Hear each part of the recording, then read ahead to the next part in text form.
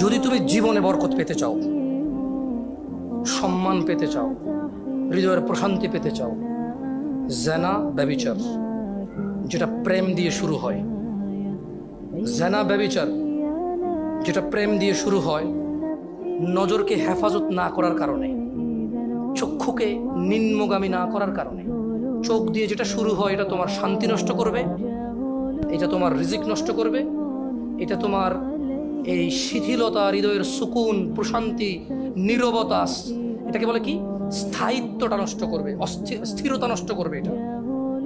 ছোট ভাই, তোমার প্রতি আমার নসিহত, তুমি কে নীল পড়ছে, লাল পড়ছে, কে ছোট পড়ছে, কে বড় পড়ছে, তুমি এগুলো মেজারমেন্ট করার দরকার নাই।